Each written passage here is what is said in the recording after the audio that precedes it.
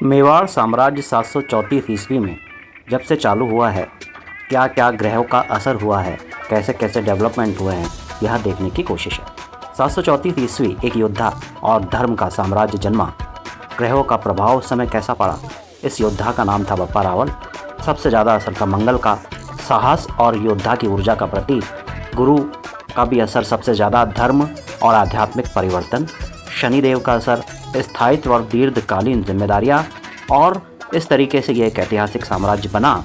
और मंगल के साहस, गुरु के धर्म और शनि की स्थिरता के मार्गदर्शन में मेवाड़ शक्ति और आध्यात्म का एक प्रतीक बनकर उभरा।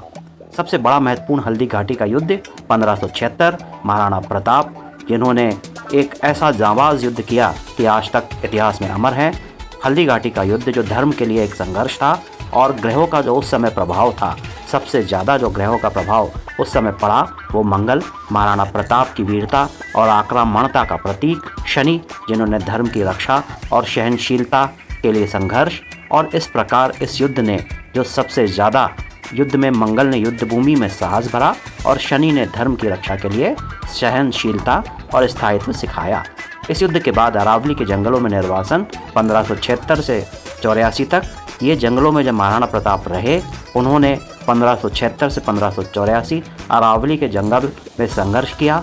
उस समय जो ग्रहों का सबसे ज़्यादा प्रभाव पड़ा, वो सबसे ज़्यादा प्रभाव था शनि। उन्होंने कठिनाइयों और कर्म के पाठ का प्रतीक। राहु का असर बहुत ज़्यादा रहा, अनिश्चितता और छिपी हुई ताकत का असर। और महाराणा प्रताप ने खुद को संगठित किया। उस समय शनि ने महाराणा को कठिनाइयों के माध्यम में सहनशीलता सिखाई, जबकि राहु ने अनिश्चितता के बीच छिपी हुई ताकत को प्रेरित किया। और इस प्रकार जब महाराणा प्रताप के बाद जब उदयपुर का निर्माण और सांस्कृतिक उत्थान का जो समय आया, उदयपुर आज की तारीख में इतना जो प्रसिद्ध है, 17वीं शताब्दी में पत्थर और आत्मा में उकेरी गई एक विरासत।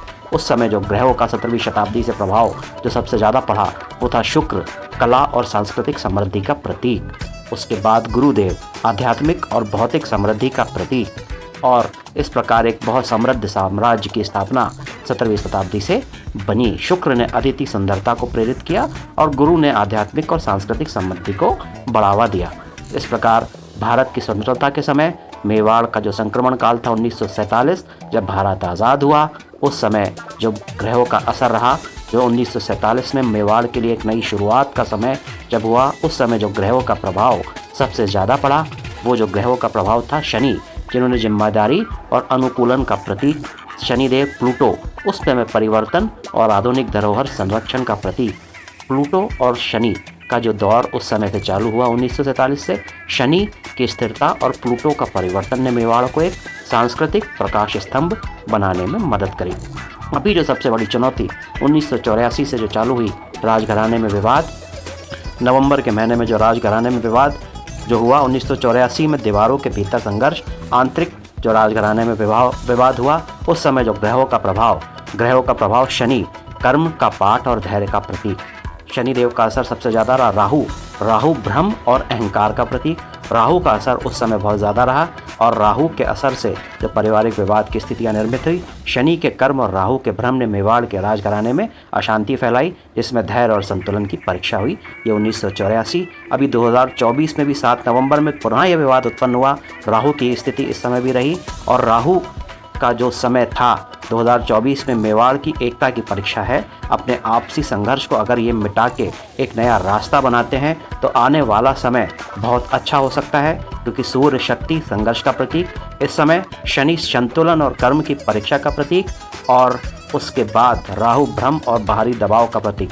बाहरी लोगों के भड़काने के कारण ये जो स्थिति 2024 में बनी है, अगर इस स्थिति के बाद सूर्य और शनि में संतुलन की मांग की है, जबकि राहु ने भ्रम फैलाया, यह मेवाड़ की गरिमा को बनाए रखने की परीक्षा थी।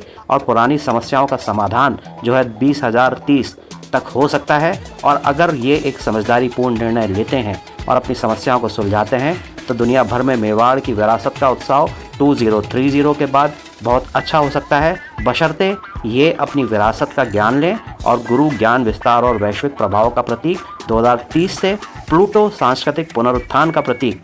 ये फिर से एक दौर चालू हो सकता है 2030 से। गुरुदेव और प्लूटो का असर। गुरु के ज्ञान और प्लूटो के पुनरुत्थान ने मेवाड़ को वैश्विक कला और धर्म का प्रतीक बनाने की संभावना। 2030 के बाद आध्यात्मिक पुनरुत्थान 2035। अब ये कैसे अपनी समस्याओं को सुलझा के आगे बढ़ने का प्रयास करते हैं। धर्म और भक्ति की वापसी 2035 से ग्रहों का प्रभाव बहुत स्पष्ट नज़र आ सकता है और शुक्र सौंदर्य, शक्ति, भक्ति और सांस्कृतिक परिष्कार का प्रतीक, गुरुदेव ज्ञान और धर्म के पुनर्जागरण का प्रतीक। अगर ये अपनी समस्याओं को सुलझाते हैं, समाधान निकालते हैं, तो शुक्र के प्रभाव ने सुंदरता को प्रेरित कर सकते हैं और गुरु के प्रभाव से धर्म का पुनर्जागरण को बढ़ावा मिल सकता है। मेवाड़ की आध्यात्मिक